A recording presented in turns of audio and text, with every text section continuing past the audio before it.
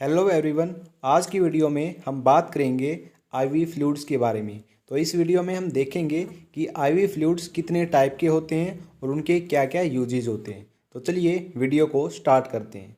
देखिए, सबसे पहले आपको पता होना चाहिए कि आईवी फ्लूइड्स का मतलब क्या होता है। ठीक है, तभी आपको ये पूरी वीडियो क्लियरली समझ में आएगी। आईवी से मतलब होता है इंट्रावेनस। इंट्रा का मतलब होता है इनसाइड यानी कि अंदर। वेनस का मतलब होता है वेन्स यानी कि आईवी फ्लूइड्स वो फ्लूइड्स होते हैं जो कि वेन्स के अंदर लगाए जाते हैं। ठीक है, तो वेन्स के अंदर जो फ्लूइड लगते हैं उनको बोलते हैं इंट्रावेनस फ्लूइड। शॉर्ट फॉर्म में इनको बोलते हैं आईवी फ्लूइड्स। ठीक है, तो ये मतलब होता है आईवी फ्लूइड का, मतलब कि ये डायरेक्ट ब्लड स्ट्रीम के अंदर लगाए जाते हैं। ठीक है, अब देखिए कौन कौन से आईवी फ्लूइड्स होते हैं, टाइप्स देखिए। ये टाइप्स हैं इनके। ठीक है, मोस्ट जो कॉमन यूज में आते हैं ना आईवी फ्लूइड्स, ये वो होते हैं। पहला है एनएस। एनएस होता है नॉर्मल सेलाइन। ठीक है, दूसरा है डीएनएस। डीएनएस से होता है डेक्सट्रोज नॉर्मल सेलाइन। अगर एनएस के अंदर डेक्सट्रोज मिला दिया जाए तो ये डीएनएस बन जाता है यानी कि डेक्सट्रोज नॉर्मल सेलाइन। ठीक है, जिसको हम कॉमनली ये बोलते हैं ग्लूकोज भी बोलते हैं। अगर किसी को डीएनएस दिया जाता है ना तो हम कॉमन भाषा में क्या बोल देते हैं कि इसको ग्लूकोज चढ़ रही है। ठीक है, ये वही होता है डीएनएस। ओके, और आगे जो टाइप है, जो थर्ड टाइप है, वो है D5, D10, D25 सॉल्यूशन। ये जो तीनों ही सॉल्यूशन होते हैं ना इनको बोलते हैं डेक्सट्रोज सॉल्यूशन। अब ये D5 क्या है, D10 क्या है और D20 क्या है, इसके बारे में हम आगे बात करेंगे। ठीक है, नेक्स्ट जो आईवी फ्लूइड है वो है आरएल। आरएल का मतलब होता है रिंगर लैक्टेट। ओके, अब वन बाय वन करके इनके बारे में हम डिस्कस करने वाले हैं। जो नेक्स्ट है वो है मैनिटोल सॉल्यूशन। अब ये कॉमनली यूज होने वाले आईवी फ्लूइड्स होते हैं। ठीक है, इनके बारे में एक एक करके हम बात करेंगे। तो सबसे पहले बात करते हैं एनएस की यानी कि नॉर्मल सेलाइन की। नॉर्मल सेलाइन क्या होता है? नॉर्मल सेलाइन जो आईवी फ्लूइड है, सबसे पहले उसकी कंपोजिशन देखते हैं, इसके अंदर क्या क्या प्रेजेंट होता है। तो कंपोजिशन होती है कि 100 ml सॉल्यूशन में 0.9% NaCl प्रेजेंट होता है यानी कि नमक प्रेजेंट होता है। 100 ml पानी के अंदर अगर 0.9% नमक मिला दिया जाए तो वो बन जाएगा NS यानी कि नॉर्मल सेलाइन। ठीक है, यहाँ पर 0.9% का मतलब क्या है, यानी कि 1000 लीटर के अंदर, ठीक है, सॉरी 1000 लीटर नहीं, 1 लीटर यानी कि 1000 ml। ठीक है, 1000 ml या फिर 1 लीटर एक ही बात है। अगर 1 लीटर के अंदर 9 ग्राम नमक मिला दिया जाए तो वो बन जाएगा हमारा नॉर्मल सेलाइन। ठीक है, इसका मतलब यही है 0.9% NaCl इन 100 ml सॉल्यूशन। ठीक है, तो ये होता है नॉर्मल सेलाइन की कंपोजिशन। यहाँ पर आपको बोतल बस साफ साफ दिख रहा होगा। NS का मतलब होता है नॉर्मल सेलाइन यानी कि इसके अंदर क्या क्या प्रेजेंट होता है। इसके अंदर सोडियम क्लोराइड होता है। ठीक है, और कितना कंपोजिशन होती है सोडियम क्लोराइड की, वो होती है 0.9%, यानी कि 100 ml वाटर के अंदर 0.9% नमक मिला दिया जाता है, वो होता है हमारा नॉर्मल सेलाइन। ओके, तो ये है नॉर्मल सेलाइन जिसको NS बोलते हैं। अब इसके यूज़ क्या है, कहाँ पे इसका यूज़ किया जाता है? देखिए, पहला यूज़ है डिहाइड्रेशन यानी कि लॉस ऑफ वाटर। अगर किसी व्यक्ति को पानी की कमी हो गई है तो तब वहाँ पे यूज किया जाता है NS का यानी कि नॉर्मल सेलाइन का यूज किया जाता है। ठीक है, दूसरा इसका यूज आता है treatment of blood and fluid loss, यानी कि अगर किसी व्यक्ति का जो फ्लूइड लॉस है यानी कि जो ब्लड लॉस है वो हो जाता है। ठीक है, अगर खून की कमी हो जाती है, कब होगी? जैसे कि किसी का एक्सीडेंट हो गया और बहुत सारा खून बह गया है। ठीक है, तो उसका ब्लड लॉस हो चुका है, उसका जो फ्लूइड लॉस है वो हो चुका है बहुत सारा। तो उस सिचुएशन में भी जो NS है उसका यूज किया जाता है ताकि जो ब्लड लॉस हुआ है वो क्या किया जा सके, वापिस से नॉर्मल किया जा सके। ठीक है, तो ब्लड लॉस की पूर्ति करने के लिए भी NS का यूज किया जाता है। तीसरा जो यूज आता है वो आता है used for wound washing. Wound का मतलब होता है घाव। जो घाव हो जाते हैं ना उनको साफ करने के लिए भी NS का यूज किया जाता है। ठीक है, लास्ट जो यूज है वो है यूज टू गिव इंजेक्शंस। इसका क्या मतलब है? बहुत सारे इंजेक्शंस ऐसे हैं जो कि कॉन्सेंट्रेटेड होते हैं, तो उनको डाइल्यूट करने के लिए NS का यूज किया जाता है। तो ये ढेर सारे यूज हैं इसके नॉर्मल सेलाइन के। ठीक है, और अब इसकी बात करते हैं डोज की, कितनी डोज दी जानी चाहिए। 24 आवर्स में 3 से 4 बोतल दी जानी चाहिए, और 3 से 4 बोतल ये मैक्सिमम है, यानी कि 24 घंटे के अंदर मैक्सिमम से मैक्सिमम 3 से 4 बोतल हम चढ़ा सकते हैं किसी भी व्यक्ति को। ठीक है, ये मैक्सिमम है। ओके, ये सिचुएशन पे डिपेंड करता है कि किसी भी व्यक्ति को क्या हुआ है ना। तो वो सारी चीज़ें देखने के बाद ही डॉक्टर बताता है कि इसको 24 घंटे में कितनी बार एनएस दिया जाना चाहिए। ठीक है, यहाँ पे जो डोज बताई गई है मैक्सिमम बताई गई है कि मैक्सिमम कितनी बोतल चढ़ सकती है। 3 से 4 बोतल एनएस की चढ़ सकती हैं 24 आवर्स के अंदर। ठीक है, तो ये बात हो गई हमारी डोज की। अब एक और ख़ास बात मैं आपको बताता हूँ। वो ख़ास बात क्या है कि देखिए, एनएस का मतलब है नॉर्मल सेलाइन। ठीक है, सेलाइन का मतलब ही नमक होता है। ठीक है, एनएस के अंदर NaCl होता है, NaCl यानी कि नमक। अब इसके अंदर नमक प्रेजेंट है, तो जो ये एनएस है ये कभी भी ऐसे व्यक्ति को नहीं दिया जाएगा जिसका जो बीपी है, जिसका जो ब्लड प्रेशर है वो बढ़ा हुआ होता है। बीपी बढ़ा हुआ जब होता है तो उस सिचुएशन को बोलते हैं हाइपरटेंशन। हाइपरटेंशन का मतलब होता है बीपी का बढ़ना। ठीक है, अगर किसी व्यक्ति का जो ब्लड प्रेशर है वो बढ़ा हुआ है तो उस सिचुएशन में एनएस का यूज नहीं किया जाता है, क्योंकि एनएस के अंदर प्रेजेंट होता है नमक, और नमक जो क्या है वो उस बीपी को और तेज कर देता है। ठीक है, ओके, तो वहाँ पे कॉम्प्लिकेशन हो सकती है, इसलिए कभी भी ऐसे व्यक्ति को एनएस नहीं दिया जाता है जिसका बीपी बढ़ा हुआ होता है। तो यहाँ पे ये एक नोट करने की बात थी। ठीक है, तो ये हो गया हमारा एनएस यूज हो गई, डोज हो गई, और एक नोट पॉइंट हो गया जो ध्यान रखना है। ओके, नेक्स्ट जो बात करते हैं वो है डीएनएस। डीएनएस का मतलब क्या है, मैंने बताया था डेक्सट्रोज नॉर्मल सेलाइन, यानी कि जो पीछे हमने पढ़ा है नॉर्मल सेलाइन, अगर उसके अंदर डेक्सट्रोज मिला दिया जाए तो ये बन जाएगा डेक्सट्रोज नॉर्मल सेलाइन।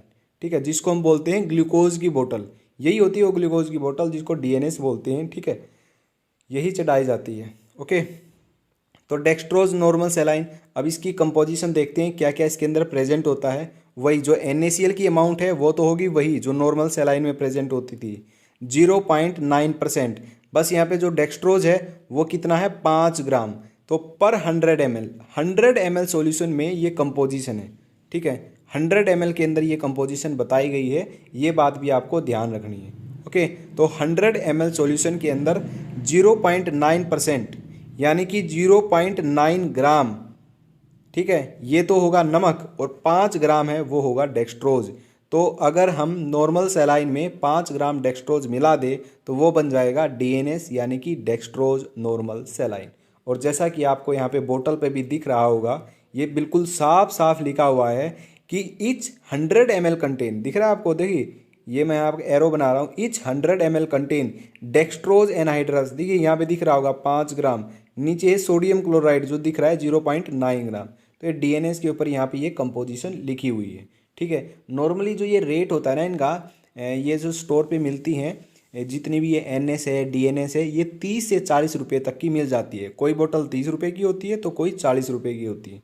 ठीक है, तो इनका ये नॉर्मल रेट भी होता है स्टोर पर। आगे बात करते हैं इसके यूज की। जो डीएनएस होता है वो कब यूज किया जाना चाहिए। ठीक है, वही यूज है डिहाइड्रेशन में, एक तो इसका यूज किया जाता है जब पानी की कमी हो जाती है तो तब इसका यूज किया जाता है। दूसरा जो यूज है वो है treatment of blood and fluid loss.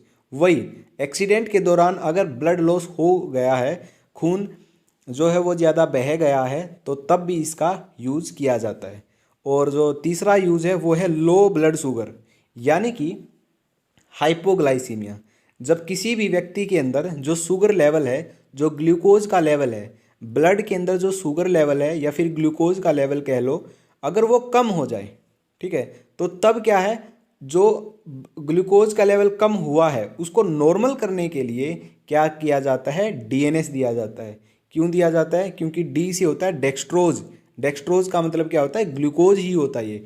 तो ग्लूकोज हम दे रहे हैं, ठीक है, डायरेक्टली उसको ब्लड में हम ग्लूकोज दे रहे हैं, क्योंकि जो उसका ब्लड ग्लूकोज लेवल है वो बहुत ही कम था, इसलिए उसको नॉर्मल करने के लिए यहाँ पे डीएनएस का यूज किया जाता है।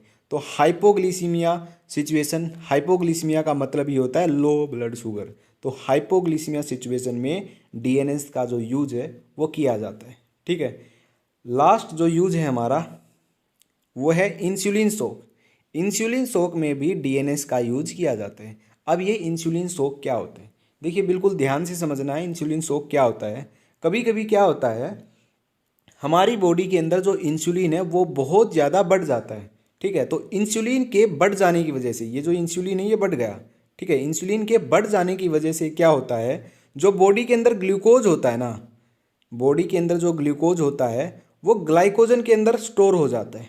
ठीक है, बॉडी जो है, इंसुलिन का काम होता है ग्लूकोज को ग्लाइकोजन के अंदर स्टोर करवाना। ठीक है, और ये जो सारी की सारी जो चीज़ें हो रही होती हैं लीवर में हो रही होती है और इंसुलिन ये करवाता है। ओके, इतनी बात आपको क्लियर हो गई। तो देखिए दोबारा से मैं आपको बताता हूँ इंसुलिन शॉक का मतलब क्या होता है। इंसुलिन शॉक के अंदर जो इंसुलिन का लेवल है वो बहुत ज़्यादा बढ़ जाता है, नॉर्मल से बहुत ज़्यादा, जिसकी वजह से ब्लड के अंदर ग्लूकोज का लेवल कम होने लगता है। ठीक है, सिंपल सी बात है, इंसुलिन का लेवल बढ़ता है और ग्लूकोज का लेवल कम होने लगता है। तो ग्लूकोज का लेवल कम होने की वजह से जितनी भी सारी मशीनरी है हमारी बॉडी के अंदर वो ठप हो जाती है, क्योंकि ग्लूकोज से मिलती है एनर्जी, और एनर्जी ही नहीं मिलेगी तो जो आदमी है वो क्या है, हो जाएगा बिल्कुल ठप। ठीक है, ना वो खा सकेगा ना वो पी सकेगा। तो उस सिचुएशन के अंदर क्या दिया जाएगा, उस सिचुएशन के अंदर यूज किया जाता है डीएनएस यानी कि डेक्सट्रोज नॉर्मल सेलाइन। ठीक है, एक्चुअल में आपको बताता हूँ ये इंसुलिन शॉक होता कैसे है। कोई भी डायबिटिक पेशेंट है वो इंसुलिन लेता है बाहर से, इंजेक्शन के थ्रू क्या है वो इंसुलिन लेता है, और इंसुलिन लेने के बाद वो क्या करता है, खाना खाना भूल जाता है। तो उस सिचुएशन में इंसुलिन शॉक होता है। ठीक है, तो यहाँ पे इंसुलिन शॉक का मतलब मैंने आपको बता दिया, क्लियरली आपको समझ आ गया होगा। ठीक है, अब डोज देखते हैं डीएनएस की, वही है 24 घंटे में 3 से 4 बोतल ले सकते हैं मैक्सिमम। ओके, मैक्सिमम वर्ड है वो ध्यान रखना, मैक्सिमम लिखा हुआ है मैंने। ठीक है, तो ये डोज याद रखना। ओके, तो ये हमारा था डीएनएस। नेक्स्ट जो बात करते हैं वो है डेक्सट्रोज की।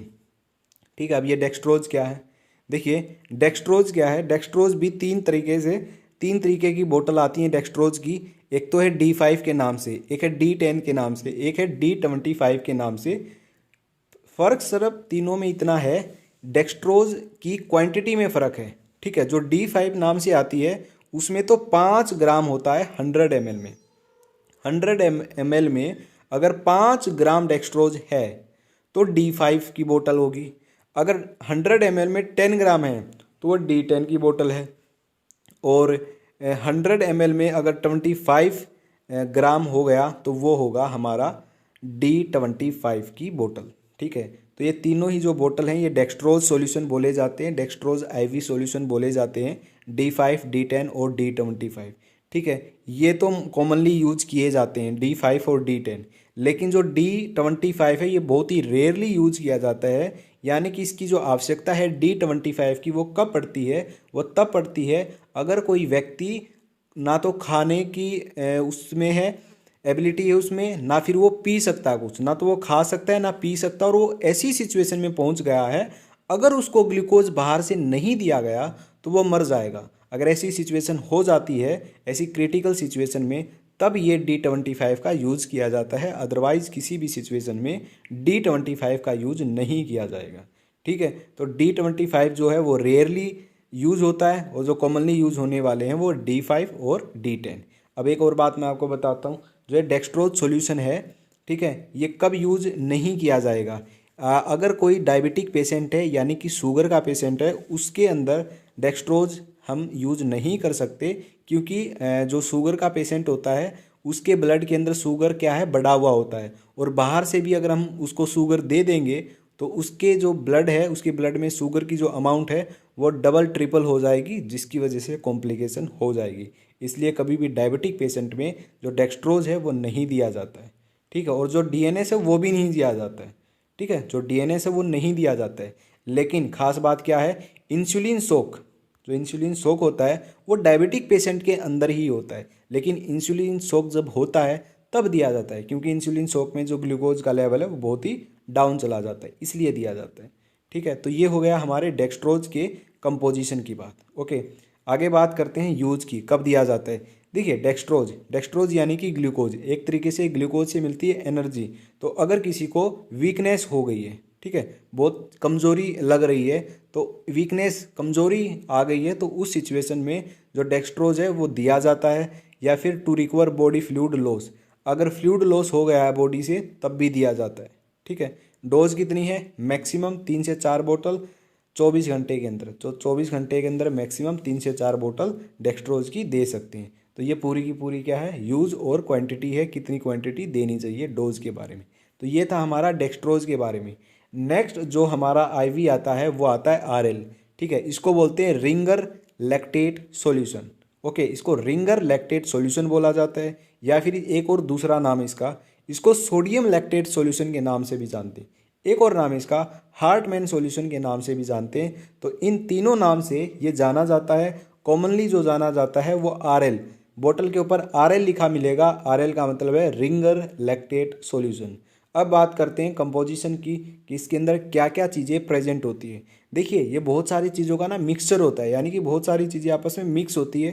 क्या क्या? इसके अंदर NaCl यानी कि सोडियम क्लोराइड होता है, सोडियम लैक्टेट ये भी प्रेजेंट होता है, पोटासियम क्लोराइड ये भी प्रेजेंट होता है, और कैल्शियम क्लोराइड भी प्रेजेंट होता है। यानी कि वाटर के अंदर ये सारी की सारी चीज़ें यहाँ पे मिक्स होती हैं।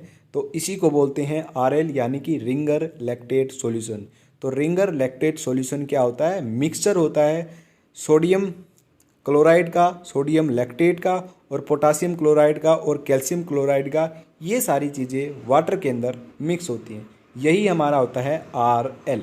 ठीक है, तो यहाँ पे देखिए लिखा हुआ है ऊपर सोडियम लैक्टेट इंट्रावेनस इन्फ्यूजन, ऊपर लिखा भी हुआ है 500 ml की है। और यहाँ पे जो ये है, ये कंपोजिशन ये बहुत ही ब्लर है, साफ नहीं दिख रही है। तो यहाँ पे देखिए कंपोजिशन है। कभी भी नोटिस करना, आरएल की एक बोतल लेना और वहाँ पे उसकी कंपोजिशन चेक करना कि ये कितना कितना है, NaCl कितना है और सोडियम लैक्टेट कितना है, तो आपको क्लियरली पता चल जाएगा। तो ये था आरएल रिंगर लैक्टेट सॉल्यूशन। अब बात करते हैं यूज़ कहाँ किया जाता है। जो रिंगर लैक्टेट सॉल्यूशन है वो यूज़ किया जाता है डिहाइड्रेशन में, यानी कि पानी की कमी हो जाती है तब यूज़ किया जाता है। दूसरा इसका यूज़ होता है इलेक्ट्रोलाइट इम्बैलेंस में, यानी कि बॉडी के अंदर ना बहुत सारे इलेक्ट्रोलाइट होते हैं। ठीक है, उनका बैलेंस होना बहुत ही ज़रूरी होता है। ठीक है, ओके, तो उसको बैलेंस करने के लिए भी इसका यूज़ किया जाता है। ओके, तो यहाँ पे डिहाइड्रेशन और इलेक्ट्रोलाइट इम्बैलेंस को ठीक करने के लिए इनका यूज किया जाता है। दूसरा जो यूज़ है वो है recover body fluids and blood loss, वही है जो मैंने पहले आपको बताया है। अगर किसी का एक्सीडेंट हो गया है तो वहाँ पे बॉडी फ्लूइड और ब्लड का लॉस, दोनों का लॉस होता है, तो उसको ही पूरा करने के लिए भी इसका यूज किया जाता है। नेक्स्ट हमारा जो यूज आता है आरएल का, वो आता है used in low blood pressure, यानी कि हाइपोटेंशन में इसका यूज किया जाता है। ठीक है, हाइपोटेंशन का मतलब होता है बीपी का, ब्लड प्रेशर का कम हो जाना। अगर किसी व्यक्ति के अंदर ब्लड प्रेशर डाउन हो जाता है, कम हो जाता है, तो उस सिचुएशन में आरएल का यूज किया जाता है, यानी कि रिंगर लैक्टेट सॉल्यूशन का यूज किया जाता है। अगर किसी व्यक्ति के अंदर ब्लड प्रेशर कम हो गया है, तो ब्लड प्रेशर कम होने के बाद कोई भी ऐसी दवाई नहीं है जो ब्लड प्रेशर को नॉर्मल कर दे। हाई बीपी की दवाई बनी हुई है। ठीक है, बहुत सारी दवाइयाँ हैं अगर हाई बीपी हो गया है किसी व्यक्ति को, लेकिन अगर लो बीपी हो गया तो उसकी कोई भी मेडिसिन नहीं है, तो वहाँ पे यूज किया जाता है आरएल रिंगर लैक्टेट सॉल्यूशन। तो हाइपोटेंशन में, लो ब्लड प्रेशर में हम क्या देते हैं, बीपी जब लो होता है तो हम देते हैं रिंगर लैक्टेट सॉल्यूशन। ठीक है, वहाँ पे आरएल का यूज किया जाता है। तो ये खास यूज है, ये याद रखना आपको। जो नेक्स्ट यूज है वो है न्यूट्रिएंट डेफिशिएंसी। अगर किसी को जो न्यूट्रिएंट होते हैं बॉडी के अंदर वो उनकी कमी हो जाए, यानी कि कुपोषण बोल सकते हो आप हिंदी में, अगर कुपोषण का शिकार है कोई, वहाँ पे भी ये यूज किया जाता है। ओके, आगे बात करते हैं डोज की, कितनी बोतल देनी चाहिए। 24 घंटे में 1 से 2 बोतल देनी चाहिए, तो ये इसकी डोज होती है। नेक्स्ट हमारा जो सॉल्यूशन है वो है मैनिटोल। मैनिटोल सॉल्यूशन क्या है? ये एक ओस्मोटिक डायरेटिक सॉल्यूशन होता है, सॉरी ओस्मोटिक नहीं, ओस्मोटिक डायरेटिक भी बोल सकते हो। ये मैनिटोल जो होता है ये होता है एक डायरेटिक होता है। ठीक है, अब डायरेटिक का मतलब मैं आपको बताता हूँ क्या होता है डायरेटिक, बड़े अच्छे से मैं आपको समझाता हूँ डायरेटिक का मतलब। देखिए, मैंने ये लिखा डायरेटिक। ठीक है, पहले तो मैं ये बता देता हूँ मैनिटोल करता क्या है, मैनिटोल सॉल्यूशन क्यों यूज़ होता है। मैनिटोल सॉल्यूशन तब यूज़ होता है जब किसी भी व्यक्ति के अंदर जो पानी है ना, पानी वाटर, उसकी जो मात्रा है वो बहुत ज़्यादा हो जाती है, तो उसको नॉर्मल करने के लिए मैनिटोल सॉल्यूशन का यूज किया जाता है। जब ये सॉल्यूशन का यूज किया जाता है तो जो यूरिन होता है ना, उसकी जो अमाउंट है, यूरिन की जो अमाउंट है वो बढ़ जाती है, यानी कि वो व्यक्ति बार बार पेशाब करने के लिए जाता है, यूरिन करने के लिए जाता है, ठीक है। तो मैनिटोल एक्चुअल में ये करता है हमारी बॉडी में। अब ये डाययूरेटिक बोला गया है कि जो मैनिटोल है वो डाययूरेटिक है। डाययूरेटिक का मतलब क्या है, देखिए डी आई का मतलब है डाइल्यूशन, ये मैं यहाँ पे लिख देता हूँ डाइल्यूशन। और डाइल्यूशन का मतलब होता है वाटर ऐड करना, है ना, पानी मिलाना। डाइल्यूशन होता है पानी मिलाना, है ना। यूरेटिक का मतलब है यूरिन, यानी कि यूरिन के अंदर पानी मिलाया जाता है, किसके द्वारा, मैनिटोल के द्वारा। इसको बोलते हैं डाययूरेटिक। डाई माने डाइल्यूशन, डाइल्यूशन का मतलब होता है पानी मिलाना, और यूरेटिक मतलब यूरिन, यानी कि यूरिन के अंदर पानी मिला दिया, ठीक है। पहले जितना पानी था यूरिन के अंदर उतना तो है ही, उससे ज़्यादा क्या है, यूरिन के अंदर जो पानी है वो ऐड कर दिया, तो इसी को डाययूरेटिक बोलते हैं। और जो ये मैनिटोल होता है ये डाययूरेटिक होता है, ठीक है।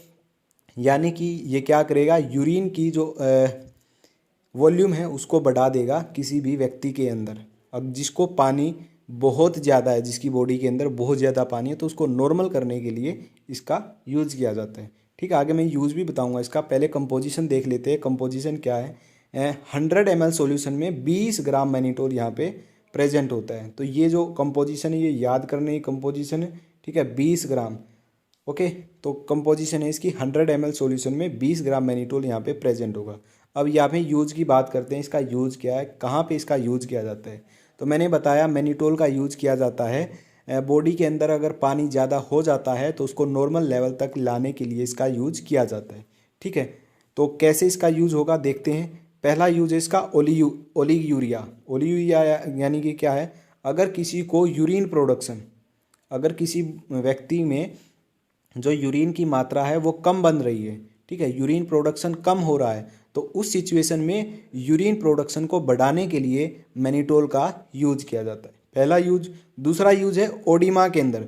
ओडिमा का क्या मतलब होता है, क्या होता है, कहीं कहीं बॉडी में पानी इकट्ठा हो जाता है, जो फ्लूइड होना है, फ्लूइड पानी, ठीक है, वो कहीं कहीं बॉडी में जमा हो जाता है, एक जगह पर जमा होने लगता है और वहाँ पर स्वेलिंग हो जाती है, वहाँ पर सूजन आ जाती है। तो उस सिचुएशन में उस सूजन को ठीक करने के लिए मैनिटोल का यूज़ किया जाता है, ठीक है। मैनिटोल का यूज़ करने के बाद ओडिमा है ना, जहाँ पे जिस जगह पे वहाँ पे जो पानी इकट्ठा हुआ है, तो बार बार यूरिन की वजह से जो वो पानी है वो बाहर निकल जाएगा, यानी कि वो सूजन है वो ख़त्म हो जाएगी।